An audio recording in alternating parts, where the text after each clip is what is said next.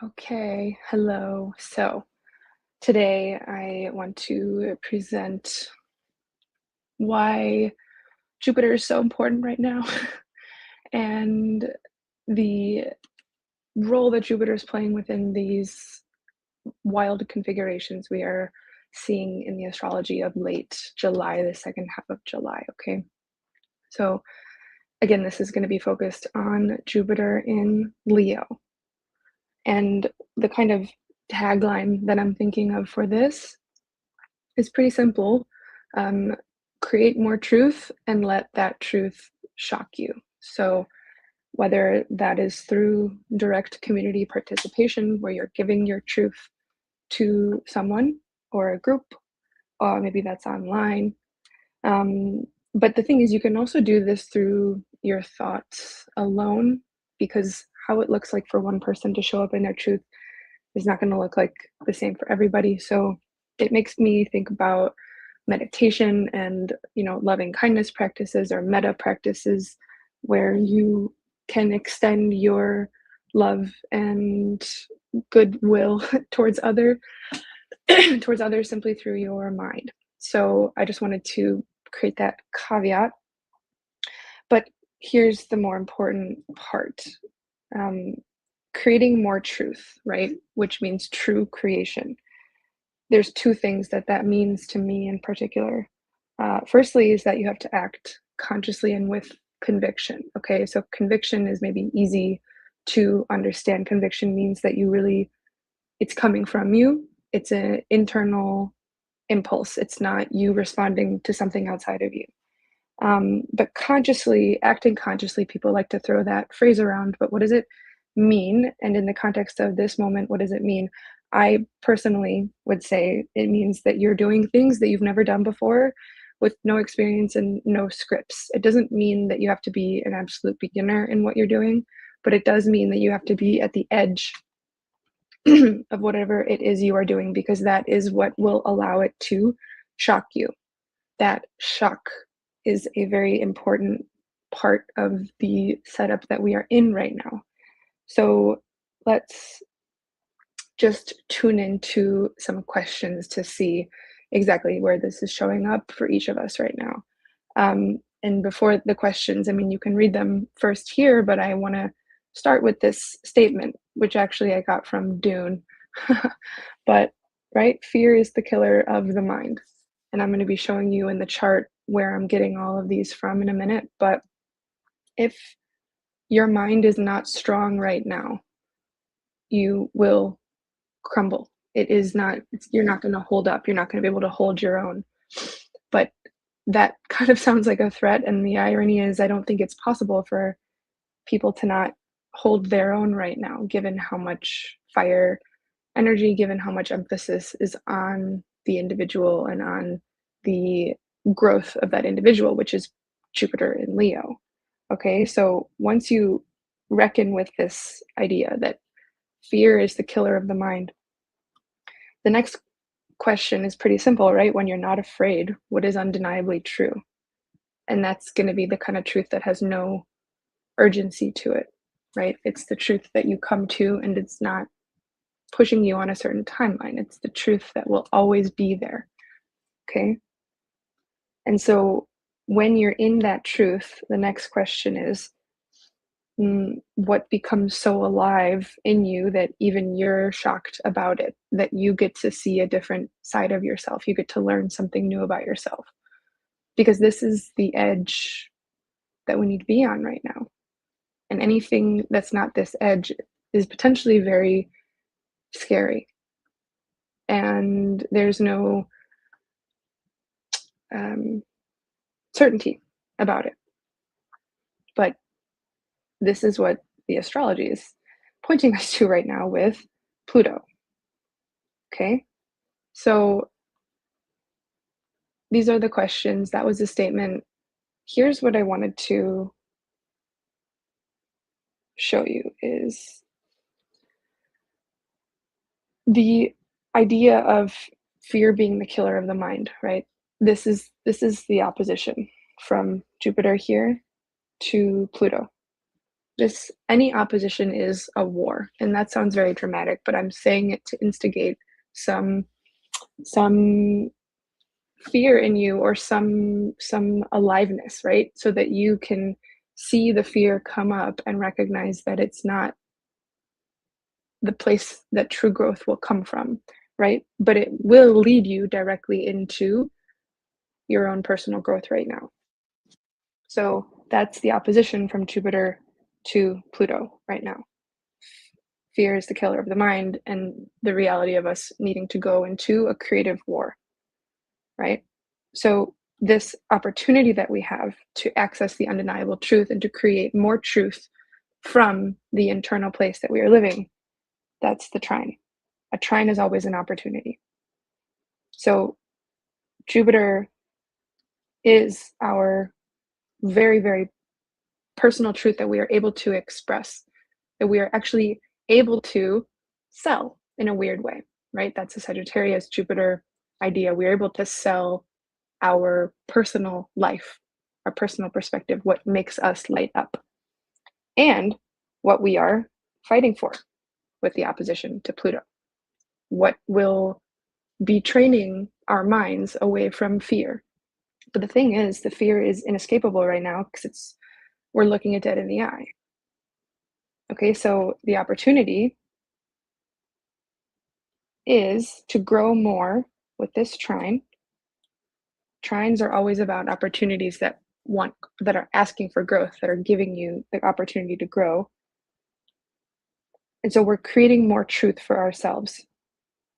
Neptune in Aries is about personal truth. Jupiter in Leo is about the personal creative wisdom that we have in our unique identity. So the last piece of this is that aliveness and the shock element, which is actually this Uranus sextile to Jupiter.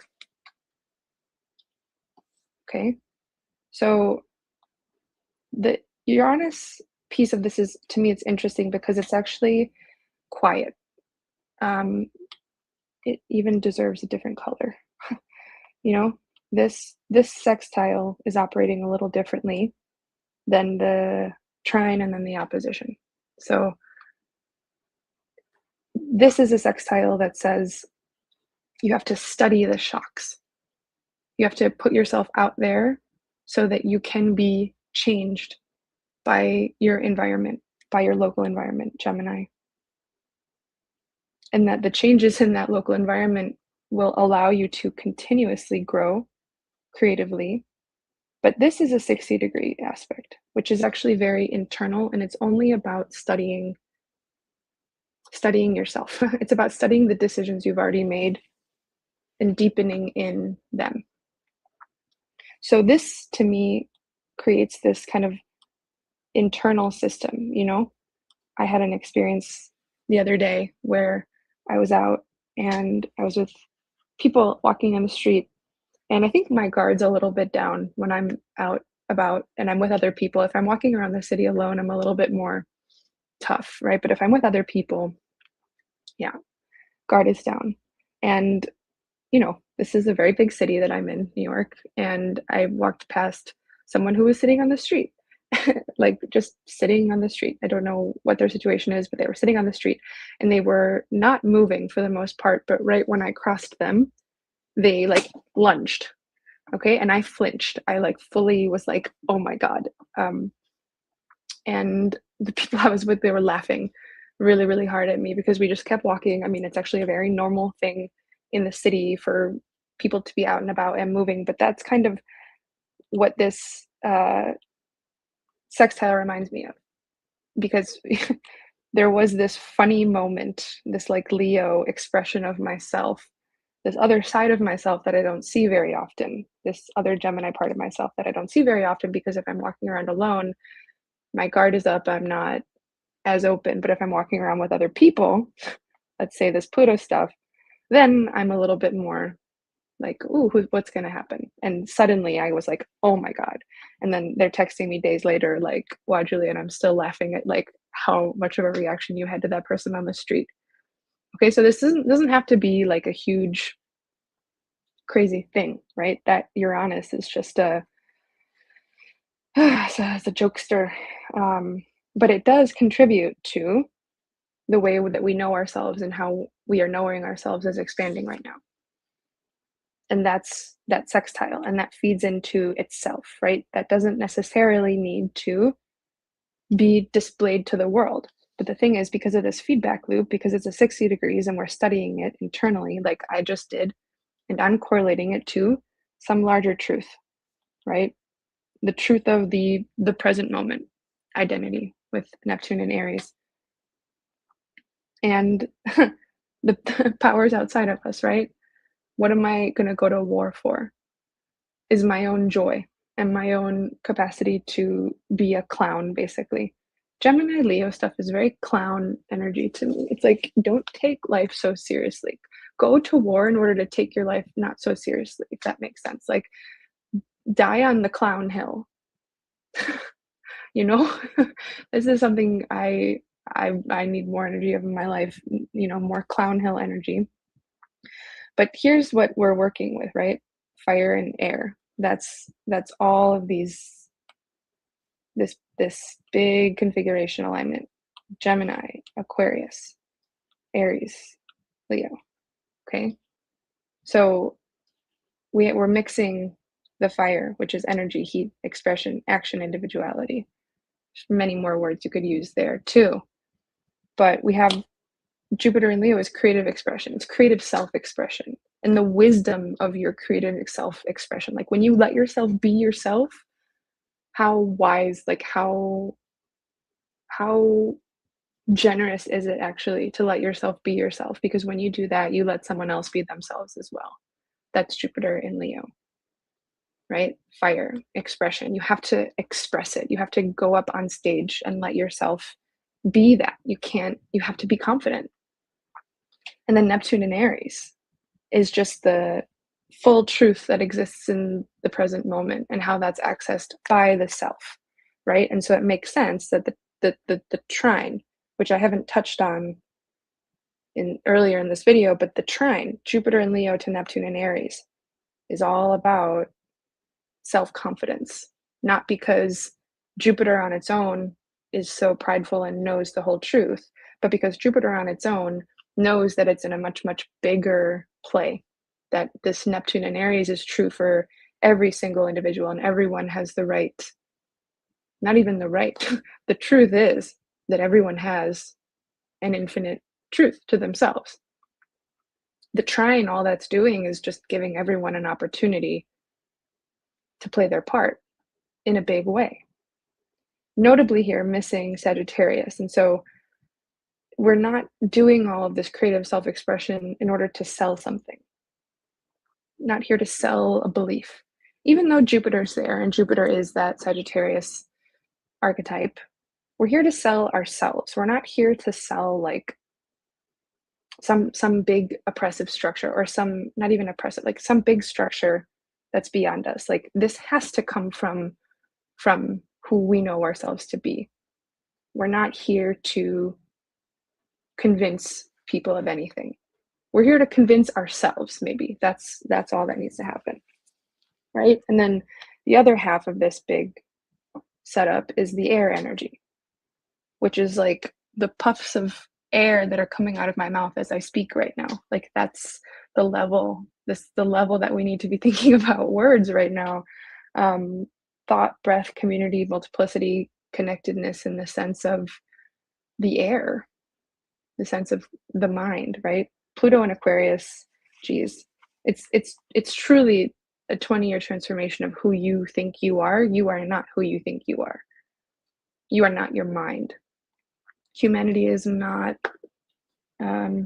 just people who are here to do labor and be oppressed, right? We're not. That's not what it is. And we know that. But these 20 years, Pluto and Aquarius, is about the empowerment of that perspective. And we are in this time with this trine where Uranus and Gemini is creating this opportunity for everyone to actually destabilize their vocabulary, which is a weird way to think about it. But destabilize the words that you use that create your self-concept.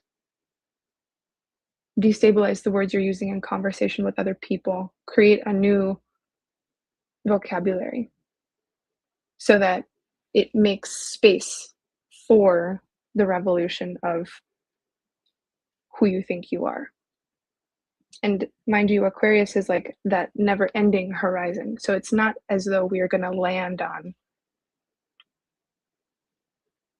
one truth of what humanity is. It's just we need to liberate what we thought we were. Okay.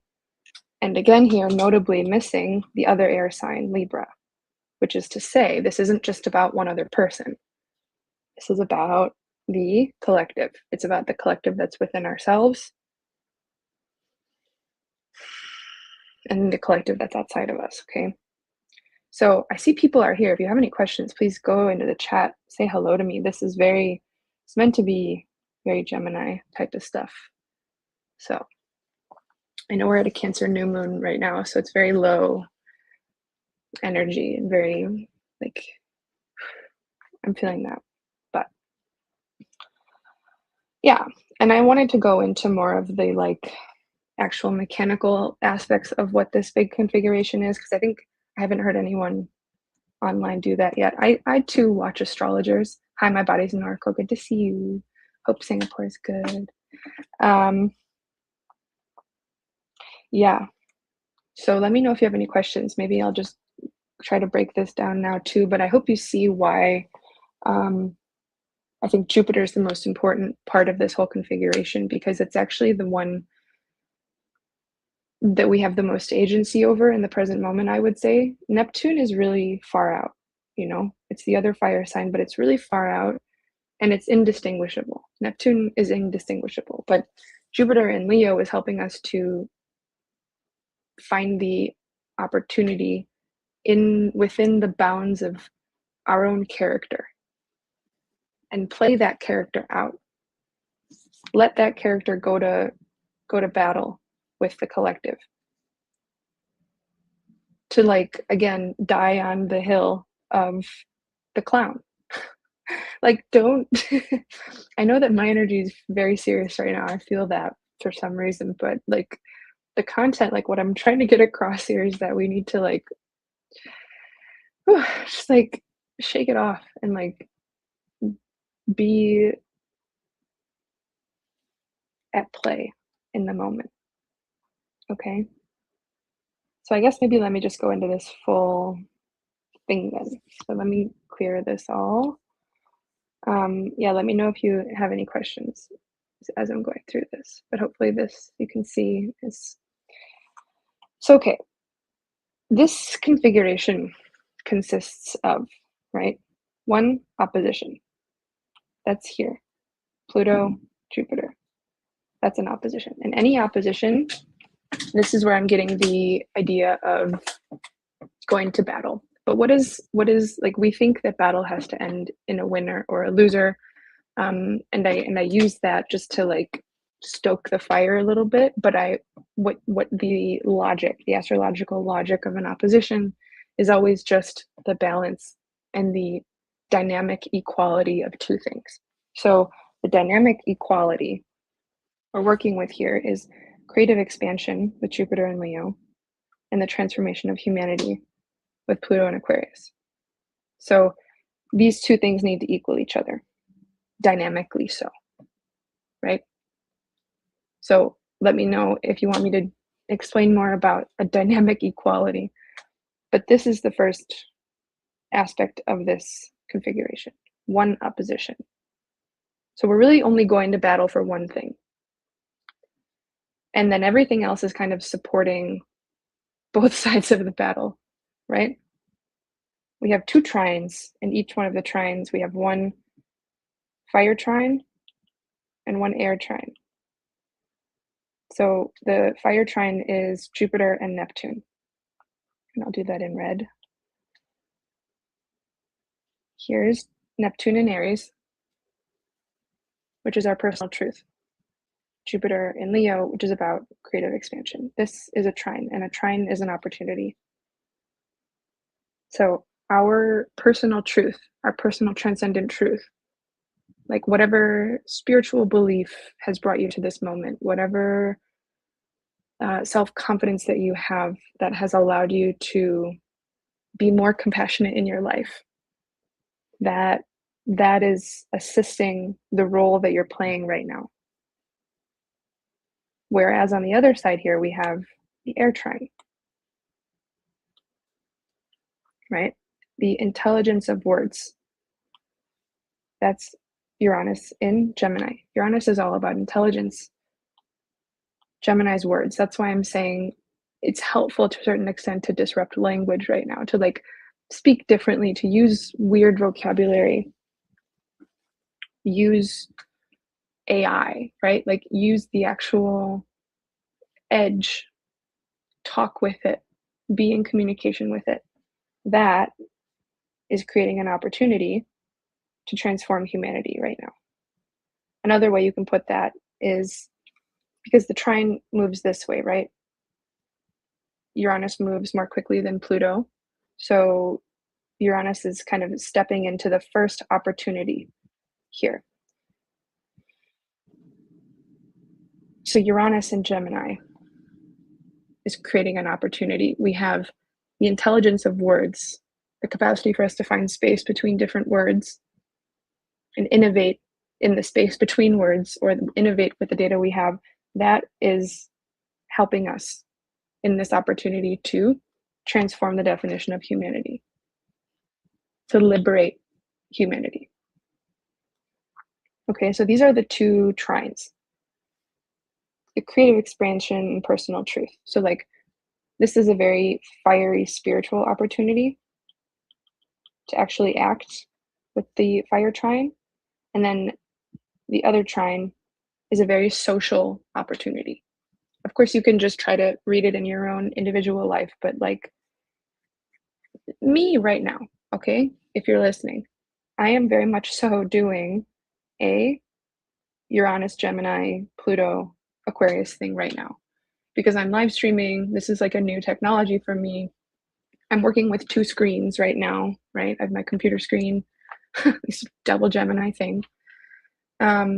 And my Pluto and Aquarius hypothesis here is that the edge of the known, right? The edge of the sky is the stars. And if you know me, I think we are not our charts. We are something much, much bigger. But in order to kind of build up to that and work with that hypothesis in a long-term perspective, I do need to do this work of like explaining the mechanics of what's going on right now, which is,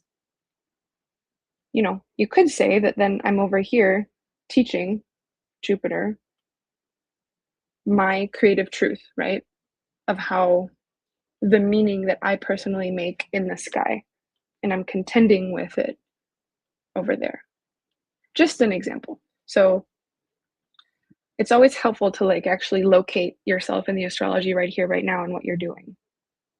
I am so full of personal conviction, fortunately or unfortunately. I'm very, very stubborn in my fiery conviction with life. Um, and so that feels very easy for me to access just in terms of really being an advocate or allowing your personal truth to expand based on allowing your personal perspective to expand. Perspective is a better Jupiter word. And then, of course, truth, unknowable truth, is a Neptune word. And that's why this is so important. It's like very important to have direct experience because you can't take anyone else's word right now. You have to like live it for your own. These fire stuff is not going to let you just take someone's word for it. You might feel like you can because of the air stuff and all the words that might be coming out. I mean, Pluto is a very powerful and this is somewhat of a manipulative signature if you read it in that way, but it's also empowering you to go back into your own mind and trust yourself. So that's just the opposition and the trine alone, right? And there's so much going on there. So like, do you see this in your own life? I guess I actually want to hear if anyone wants to share in the chat. Like, do you see this play out in your own life, like how you're using technology, which would be a Uranus thing. What is your like relationship to the collective right now? Are you feeling empowered by it? Are you feeling overwhelmed by it? And then how do you see yourself? Do you have like where do you feel confident in yourself? Do you feel like you're connected to a truth, a spiritual truth that actually empowers you, that actually gives you more confidence with that Jupiter? These are the questions. And, the answer is going to be yes, somehow. But it's up to you not to like intellectualize this to make yourself fit, but to like see get as big as you need to in order to see this all happen. Like make your like get bigger than whatever limitation is blocking you or whatever perspective is keeping you um disempowered, if you will. Okay, because these trines are opportunities. So like me doing this right now, it's 4 of you watching, which is fun. That's amazing to me. This is an opportunity. This is a Uranus Pluto opportunity, right? And like Mars is still in Gemini right now, which means it's very direct, it's very active. It's not just us connecting to the collective unconscious. It's like we are acting on behalf of Uranus right now, which means like, yeah. Again, granted, we are in this new moon time, which you can't really see here. And so the energy is very low and small. But okay, let me go to these sextiles then. Now, I think the sextiles are the most subtle and interesting and honestly difficult part to understand about this. And I read sextiles, in particular 60-degree sextiles. There's 2 different sextiles, right? There's a 60-degree sextile, and then there is a 330-degree sextile. All of the sextiles we are working with in this chart are 60-degree sextiles. So I'm just going to talk about the 60-degree sextiles. Let me show you the first one. Okay, let's just start with Jupiter Uranus. Here's Jupiter. Same Jupiter. Let me get it a little bigger. And here's Uranus. Same Uranus we've just been talking about. This is their sextile. Okay, this is only 60 degrees. And if you remember, a few years ago, Jupiter made a conjunction to Uranus in Taurus. It's now been a few years since that conjunction, and Jupiter has moved just 60 degrees away from Uranus. So firstly, consider, what were you up to? What was the year? It was like 2024, early 2024. And there was something very vibrational happening, it had all of your attention and was having you on the edge of your seat. And it was in Taurus, and so there was something very material about it. I know. I made 2 paintings at that time that ended up in a show that I curated. Like there's a whole story behind it, but they were some of the like I was putting the paintings under the sunlight and like seeing how they shifted. Is something very, very tangible because it wasn't Taurus. And so what's happened from then till now is that we've only gone 60 degrees. Jupiter, which was expanding our material wisdom, with Uranus, which was like the scientific exploration of material. For example, I make my own paint and I'm testing different recipes of making paints and how to use different pigments, which rock I can use to crush, right? That's a very Uranus, when it was in Taurus, situation. And then Jupiter there was expanding that process. So consider for your own life a few years ago, what material process were you kind of scientifically exploring and expanding. And what have you been exploring until now? The difference is that now we're committing to study it. Now we are deepening in something we kind of stumbled on in the last few years. And that's because this 60 degrees, there hasn't been a lot of stress on it yet. The first stress in these planetary relationships comes at the first quarter square, right? That's when you have to kind of break out of the shell. But until you get to that square, you're studying yourself. You're fortifying your connection to whatever that intention was at the beginning and however you've decided to commit to it so that you have the strength to make a new decision at the square. Okay, so this sextile says we are really studying. It's really a studying archetype. It's a deepening archetype, the sextiles. We're studying how our creative wisdom, right? Leo, creative, Jupiter, wisdom, how our creative wisdom allows us to change our minds.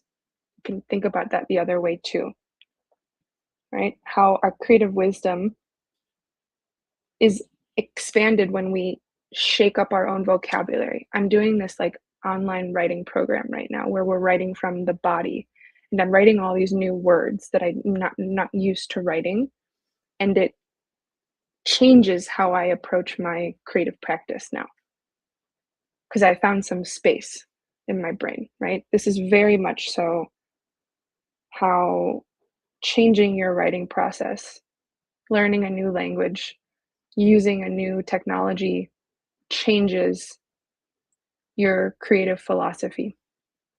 Creative philosophy is another way to say Jupiter in Leo.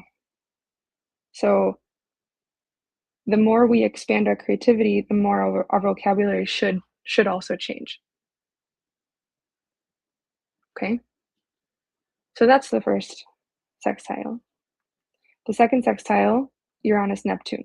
So the second and third sextile you can note are both fully with the outer planets. So the reason why I wanted to focus on Jupiter today, and I did for the first chunk of this video, is because Jupiter is so personal. It's actually it's far out, but it's far more we can like touch it more consistently than I think we can touch Uranus and Neptune in a very, very personal way, right? But to go to that Uranus Neptune here, same Uranus, let me change color. Same Uranus in Gemini. Same 60 degrees from Neptune and Aries. And so what are we studying between Uranus and Neptune? We're studying how the truth of ourselves, the truth of the present moment, is basically allowing us to change our mind more. Because if everything's here in the present moment and truth is everywhere, and all we have to do is act in order to access it, then there's so much more that's possible. We're like data is everywhere, and we just need to focus on like the specific vibration, the specific connection to data that we have individually. So this is an interesting way to put it. I don't normally to say it that way, but like here I have studying how unstable vocabulary reveals the truth, the whole truth of us. And that, is that dual nature of Uranus and Gemini. They're like the side of our intelligence that we're not used to playing out. And how when we allow the intelligence to come through both sides of us, the light and the dark, then we get access to the whole truth. But again, this is a quiet inner aspect. This isn't a whole huge bombastic thing on its own, right? This is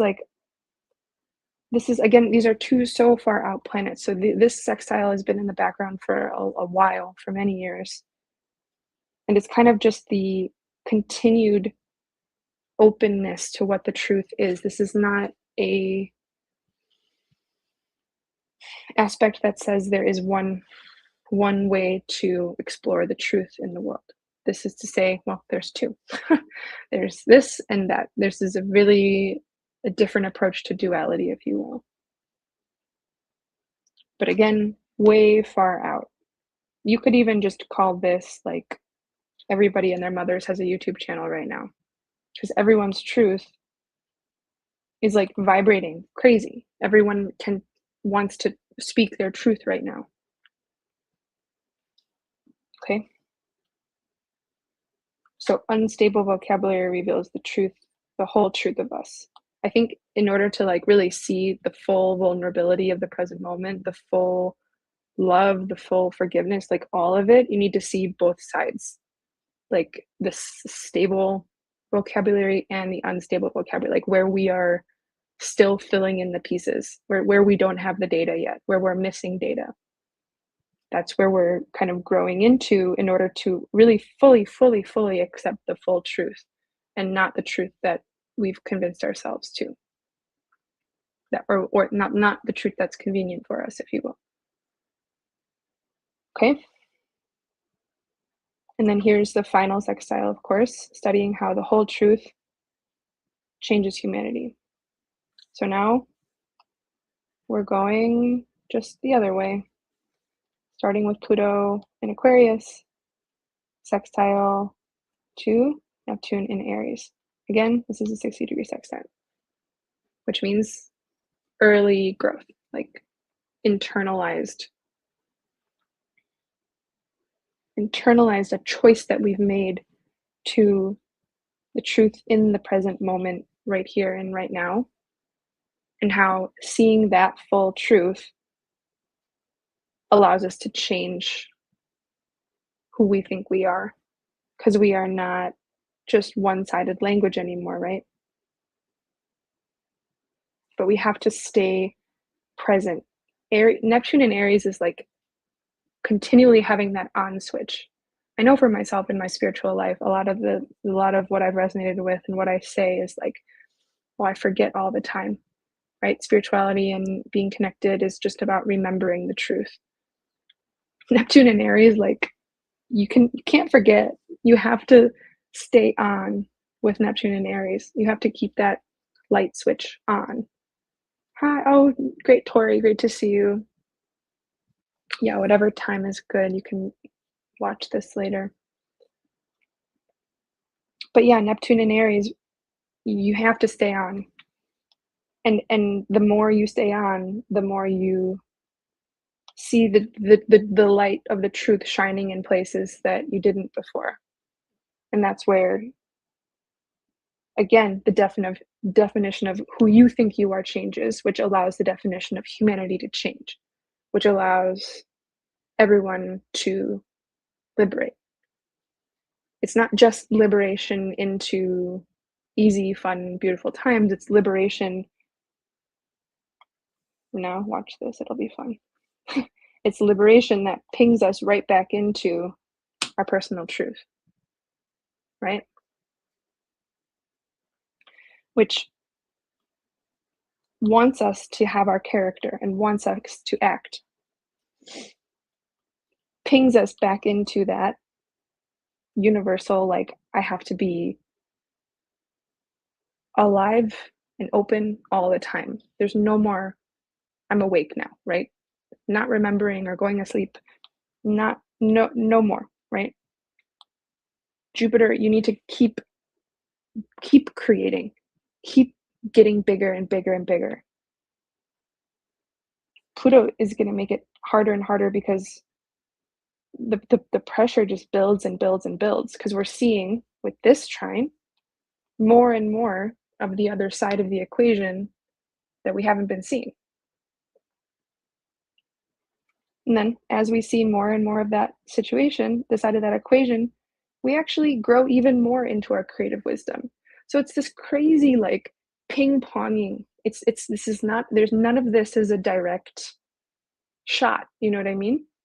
It's not like you wake up in the morning and you're like, oh, I'm so excited to be in this new phase of life. It's like, whoa, I am in this new phase of life. I've woken up. and I need to constantly use my brain in this new way because the Pluto work is the work of transformation. It is the work of going into death, hell, discomfort, and seeing that you remain regardless of what you're feeling.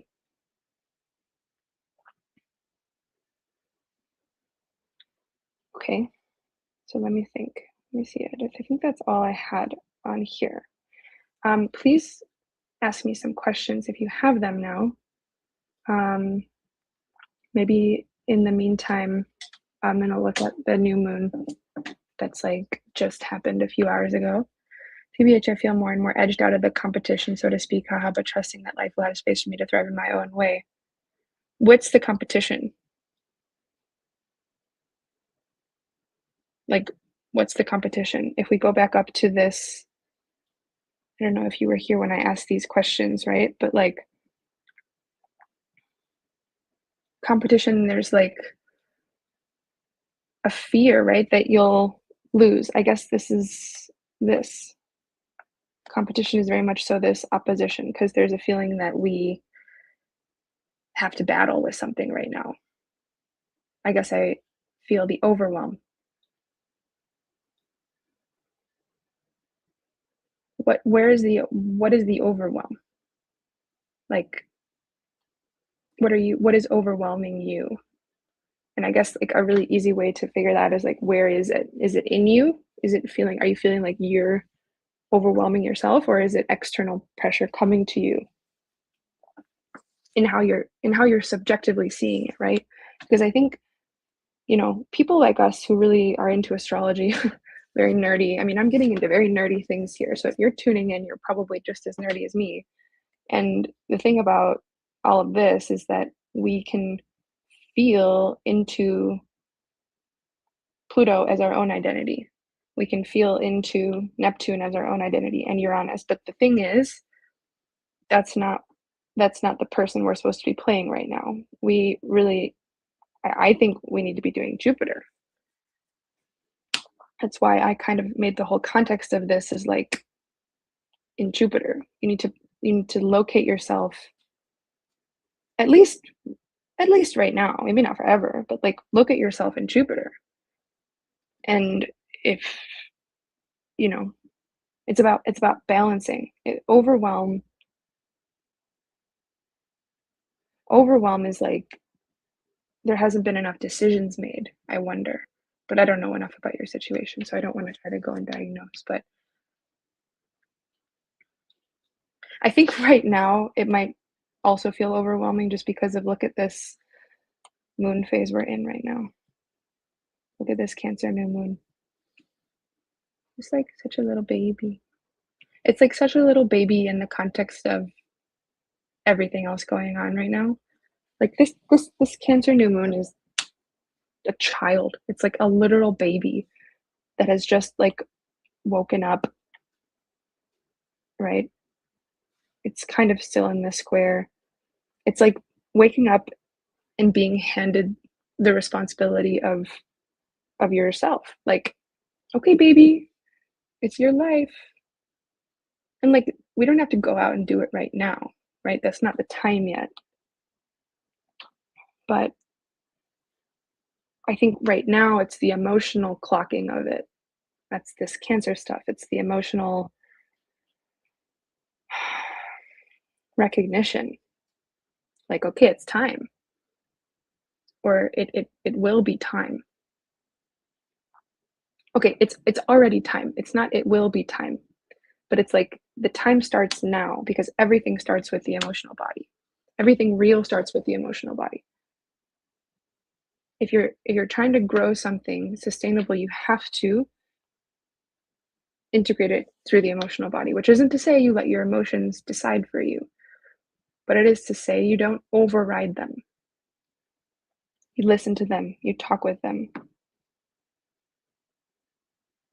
Don't kick anybody out of the equation here. This Uranus and Gemini needs like it is a recon mission in a sense of where we have disowned maybe a whole part of ourself. This Uranus is coming up to Like, the weird thing is like to refracture everything. This is why I talked about the K-pop Demon Hunters song, because that line, "We broke into a million pieces and we can't go back." I mean, that's what it is. Like, we're not who we were anymore, especially in this character of ourselves, right? And we're feeling the grief and the death of our mind and of humanity and who we thought we were. But actually this fracturing is kind of an equal, it's weird because it's kind of equalizing everything, because maybe we had one big piece and then we had a lot of little fractures. And now Uranus and Gemini is just like, okay, I'm going to cut everything up now. Everything, you know? And that makes space, and it gives us more to like creatively work from. But going back to these questions, right? When you're not afraid, what is undeniably true? And you'll know that because it's not like an urgent thing, right? Like for me, it's always been about art. I would actually want to disappear and go back to doing what I used to enjoy, like how I used to be during COVID. I guess for me, I'm using my whole being to guide me. It doesn't mean I cut people off. Hmm. Yeah, COVID was a very special time. COVID was a very special time, but everything that happened in COVID was the seed for what happened now. So what you were enjoying during COVID is actually what you need to take responsibility for now in this weird way. Like everything you explored during COVID, there's something now that's these sextiles, right? The sextile says we're not just going off and, you know, being disengaged from the rest of the world anymore. We have like we were able to connect to something during COVID and study something. I felt that. I was like meditating every day. I was deep in my studies. I was deep in my painting practice. I didn't have to report to anyone or do anything. And now I have to share this. Like it's not to say I'm like my point is if you keep what you have inside and you're not interfacing it with the world, that's going to be more painful than sharing right now. So then, right, this question, when you're not afraid, what is undeniably true with no urgency? And then when you're in that mode, what shocks you about yourself? Because that edge of being alive is going to make it actually kind of fun to like never let yourself be overrun by fear again, right? And this is what I was saying, whether you're offering yourself directly through community with people in person, or if it's online, or it's through your thought alone, right? Start at whatever level you can. Start with meta loving kindness. Then share something online, or go to a meetup in person, or go to a cafe and just tell yourself you'll say one nice thing to someone. Like these are not the times to stay indoors, if you will. But of course, there's always a way that anything can make sense for you. And I will say, Jupiter Pluto, this opposition, is about balance. And so if you have been in a season where you have pushed yourself so far and you've been so exposed, then this will be a time where you need to retreat. All the opposition wants to do is balance. It doesn't need you to go to war. It needs you to go to war to balance yourself, if that makes sense. Right? So it's going to creative war. like, re- I don't know how else to explain that. Okay, Tori. Yes, I talk about COVID giving us a global somatic shirt. Beautiful. Oh my goodness. Where we all gained reference to our bodies and how we respond as individuals, as system participants, self oriented communications. Global somatic shared language is a banger of a sentence, where we all gain reference to our bodies and how we respond as individuals, as system participants. Wow, that's very much so. Okay, let me break this down. Global somatic shared language. Okay, global shared language is very much Uranus in Gemini because Uranus is a generational like antenna, right? Somatic shared language.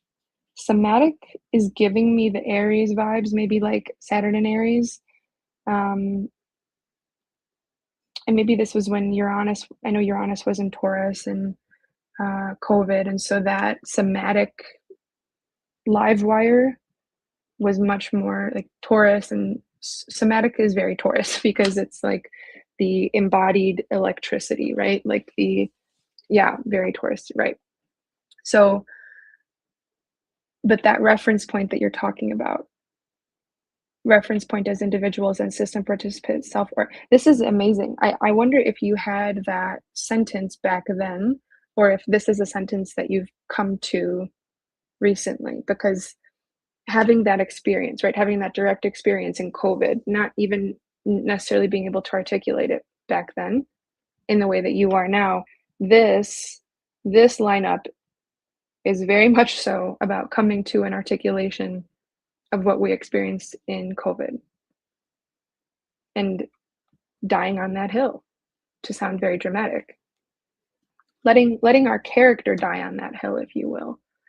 In the same way, we could die. Like we could die on the hill. And that's terrifying. I mean, for me, it's astrology, right? Like I wake up and I wonder if I should not be doing this very often. And that's a Pluto fear. It's like my fear is like it's limiting. Astrology is too limiting as an archetypal system. Tori says, when COVID started, I remember naming the silver lining as us all having to learn how to communicate with each other in new ways, but that language itself only came to fall 2025. Yeah. Yeah. Yeah. I also, I think I was able to name that. It's interesting what, everyone kind of had their own lessons in COVID, but I think there was, my lesson in COVID was about boundaries. And I was grateful that um, they were so clear globally. And I know that sounds very like oppressive and weird, but I was learning about energy boundaries. I was studying energy work, and I didn't, the normal social spaces weren't being interacted with in the same way, and so there was so much precision that I could use, or like that was so immediately available. And now that it's relaxed, which I'm obviously happy about, um, like you again, I think I've said this before. I'm not one to say we need protection. That's not it. But it's about being yourself and letting yourself be yourself in a space, and what spaces allow that. Where do you need to become stronger in a space to be yourself? Do you want to become like, that's a whole nother kind of set of vocabulary that we could talk about in terms of like, who are you? And yeah, belonging and boundary. Yeah, belonging and oh, I didn't realize I put that up. That's cool. But yeah, belonging and boundaries. That's cool. I should be doing that when I read this. Okay, okay, cool. See, this is the shocking. This is the like, you just like let your fingers do something under technology and they'll like, you know what I mean? Like I accidentally clicked that, and like this is wonderful. I should be doing this when I do live streams, because then people can read the messages if they're reading back. That's a very Uranus and Gemini thing that just happened. That's the only point I'm trying to make here. Right?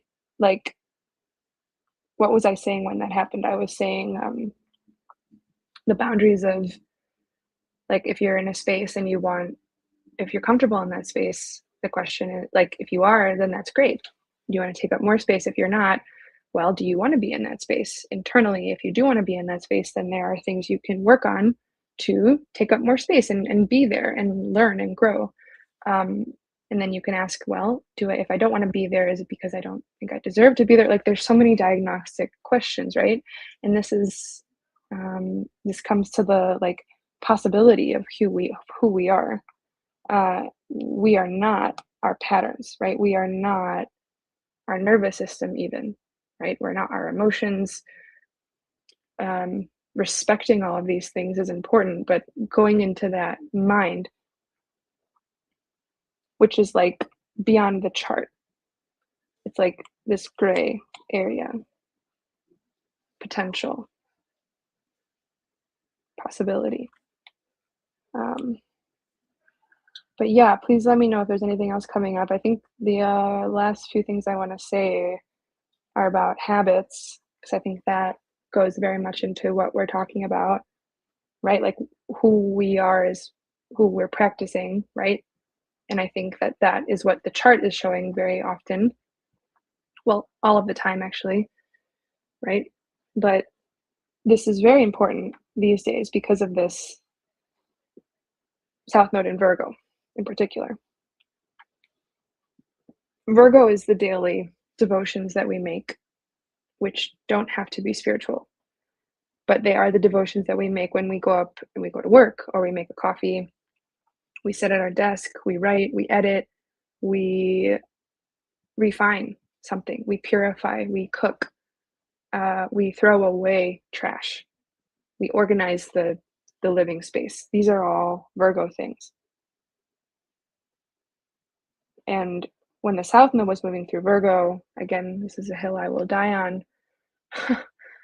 South Node's not a drain. You don't have to let go of the South Node. In fact, South Node, you need it, and there's something there for you to return to. South Node simply means that something is pre-existing, and you need actually to go back to it. And so all of us needed to go back to something in Virgo, which is go back to a habit, a practice, a way we live our life. And the implication there is that we abandoned it. We abandoned something. We abandoned a practice that we had cultivated for some reason. And I remember talking about this a long time ago, but I think it was when Saturn was in Pisces up here. Neptune and Saturn were in Pisces. It was so challenging to commit to whatever God was to us, because Pisces is God. This is where it's like super religious access. You have like the rituals that the nuns do, for example, or the priests, and then this is the God that the rituals are for. And then we act like God, or the energy is able to access us when we are saying the mantra, right? Or we're cleaning the altar. And that can be a problematic way to look at connecting with God. But if it's problematic, then my only question is, or the question I always ask is your God big enough? Because everything you do is a ritual. Every movement you make, everything you eat, everything you say, everything you think, everything is a ritual, because everything is God. And this South Node is just, I think it really did bring each of us back into something in very, very specific in particular. And I think we're closer to it now that Venus passed the South Node. Like for me, I tried to stop being an artist for a while because it was very emotionally challenging. Yeah, very, very, a lot of grief for me that came with being an artist, and the relationships I had with people as an artist and how unboundaried they were. And so I thought that by not being an artist, I could save myself a little bit. But what I found was that I have to be an artist. Like there's something so deep in the practice of creation that connects me to a very, very big God, or a very, very, very, very expanded sense of self, which continues to be this idea that we are all of these parts of the chart as well. And we only have this for the rest of July, really July 28th. South Node moves into Leo, which will double down on this Jupiter emphasis. North Node will move into Aquarius, which will double down on the Pluto emphasis. And life will be even more about experimentation. Like, all we're gonna be doing is this Aquarius experiment, and we'll have to be even more reliant on our creative wisdom. Like, we have to believe in ourselves. Like, there's no choice. Harsh words for a cute little Cancer moon we're going for right now, but, um, that's what I think. Any other thoughts or questions? Let me make sure I got through everything I wanted to. I mean, yeah, it's just kinda crazy. The Mercury retrograde ends at the end of July. The Jupiter-Pluto opposition will be on the 20th, and then Mercury retrograde, or Mercury will go direct, and then we'll have the full moon in Aquarius. Like, we'll have this big full moon here with the sun will be with Jupiter, the moon will be full in Aquarius, like, and then the nodes are going to change. Like, we're just, this rest of Cancer season is just, Cancer moon just reminded me. Oh, thank you. Happy belated birthday. I did. I think I had a nice birthday. On my birthday, it was the moon was squaring, the moon was in Taurus squaring Pluto, and so there were some reckonings. Oh, the reckonings are also because my moon is also in Taurus, and that's being squared by Pluto right now, and so, um, but thank you for this. I did have a really lovely time. Thank you for remembering. I love I love birthdays. I love the sun. My sun is in my 5th house in my chart, in Cancer 5th house, and so I'm very, like, I do feel Leo in my own ways. Um, so just everyone's getting ready to be more Leo in their life, or rather return to a Leo thing, because it's time to, like, go to battle essentially, but you go to battle and then you realize you're all of it. And so you don't, like, I'm not being pro war here. I'm just saying, you know, to really, what is it? Necessity is the mother of invention, right? Like, if you feel like you're going to die, you there's going to be like, you'll do anything to survive. Which is kind of contrary to what I'm saying, right? Like, fear is the killer of the mind. Like, we do not need to be in fear of death. But that's the whole dynamic that's being played out right now, right? This Jupiter Leo is the sense of self that we return to when we're pushed to such a cold edge with Pluto and Aquarius. Like, we're pushed to such a far edge of, like, our minds not being reliable. We need to go to our heart and say, I'm going to survive no matter what, because I am not who I think I am. And that's where, when I did this earlier, it's like you do all this, like, ping, ping, ping, ping, ping, ping, ping, ping, ping, ping, ping, ping, ping, ping, ping, ping. Like, it's not one shot. Yeah, I'm a Leo rising. Let me share this. Having always hid back from the stage and resisted, now moving with the flow forward instead of holding in place. It's like being on a turbo speed to the podium no matter what. Goodness, yeah, Leo rising. Look at you. I have some Leo risings in my life also, and I think they're similar to, like, there's that rising sign is so interesting, right? Because it's not like we realize it's who we are, because it's like air to us. And so we don't feel the need to go and proclaim ourselves as that. Now moving with the flow forward instead of holding in place. It's like being on turbo speed. Yep. Yep. Yep. Yep.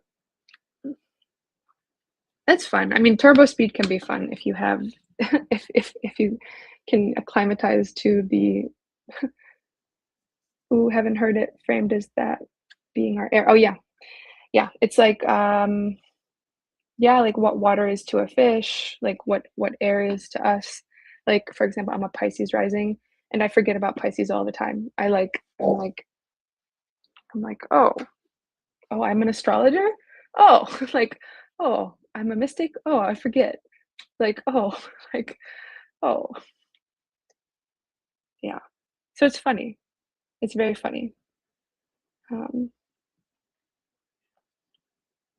but yeah, so I hope this is helpful. I might even go and do this whole breakdown of the basket. I'm not really calling it a basket anymore, but I wonder if having Neptune retrograde in my 11th house, Scorpio explains my desires and direction. I'm a Leo sun. I know leadership is calling me, but I guess that'll happen when it's time. Neptune retrograde in Scorpio 11th explains my well, which desires and directions do you have? I mean, Neptune retrograde, Scorpio 11th is like truth in some occult community, like, or maybe with it retrograde, there's something more quiet about it. But um, yeah, I wonder what the desires and directions would be as a Leo sun. My goodness, leadership is absolutely probably calling you at this time. And I would push back on this idea that it'll happen when it's time. Of course, it will.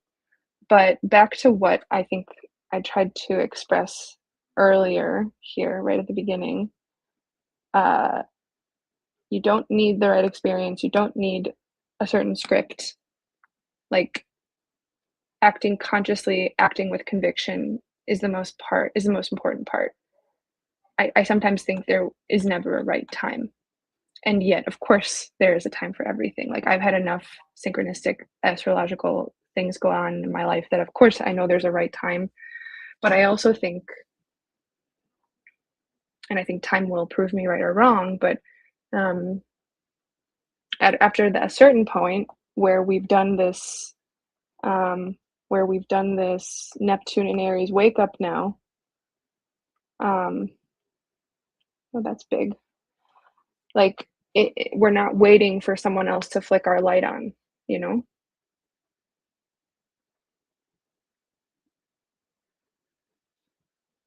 But yeah, I would, and that's a square, natural square, right, between Leo and Scorpio. And so that Neptune and Scorpio is like that's a whole generation of folks are who find the truth in the darkness, find the truth in the secret, right? And so there's conflict with Leo because Leo is right bright out in the open, like has to be shining, you know? And so this is a heavy lift, Scorpio and a Leo, because there's the impulse to shine, and then there's also the deep knowing that the truth is dark, the truth is hidden. There's something occult. I suppose I mean that I will embody that wherever I end up at. Yeah, it's wherever you'll end up at, and it's like you'll embody that right here and right now. I mean, that's so much of what all this fire sign stuff is like. And this is my one of my main premises in astrologer is like we are always living out our chart. Like even before we have these moments, these like big watershed moments.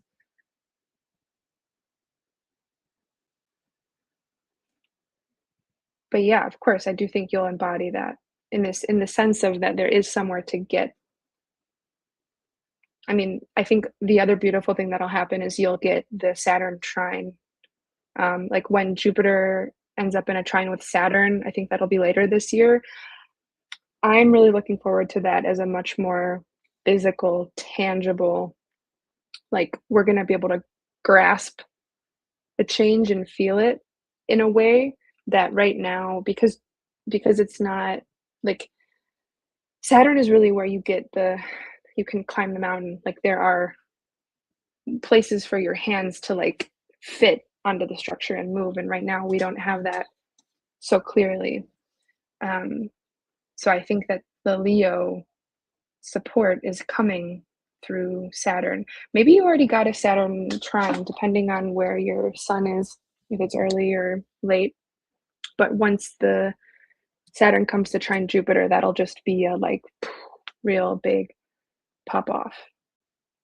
I hope I'm not coming off as too harsh, um, but I'm someone that I'm like go for it now. Like the minute that's right. Like if I hear this, what you said, leadership is calling me, I'm like pick up the phone. um, Yeah, and I'm guilty of that too. So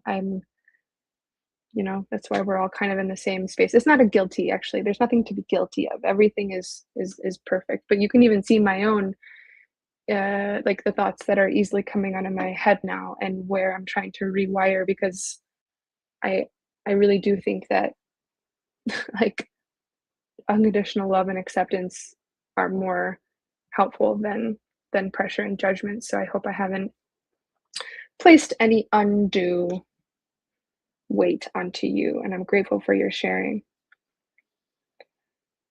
Um, okay.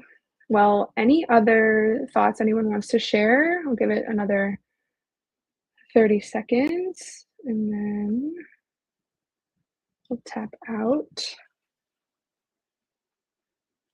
But I love talking to you guys. I'm grateful to hear from you. Um, oh, I did also want to show the workshop I'm doing. Um, yeah, let me just show this really quick. Uh, I'm sure you guys have heard this before, but I want to share the offerings that I have right now. The one happening at the end of this month, um, the 28th of July, is about Neptune and Saturn. And basically, this is a good one for like everyone, basically, because all of this stuff going on. But essentially, this is about what we spoke about with like boundaries and creativity and health, right? Because we are all so infinite as beings, but we do have a pattern which will show us what our tendencies are. I'm so glad you enjoyed the live story. I so enjoyed it too. Um, but yeah, so we're basically in this workshop going to be going through the four quadrants of the Neptune Saturn phases. So from conjunction to first quarter to opposition, opposition to third quarter, and then third quarter to conjunction again. And you will be able to see what phase your Neptune Saturn are in. And then we'll have basically writing workshops and sharing, or like two opportunities to write and share about how your creative process is either enhanced or hindered by your like creative vision, right? Because the creative vision, the creative process, that's Neptune, like our connection to limitlessness, our connection to limitless inspiration is Neptune, but our singular work in bringing that into the world in tangible ways that we can rely on, that we can contribute, that's Saturn. This is also the time where, like, if you have ever had any like obsessive or addictive issues or tendencies, this is a great way to just see the pattern play out in the chart.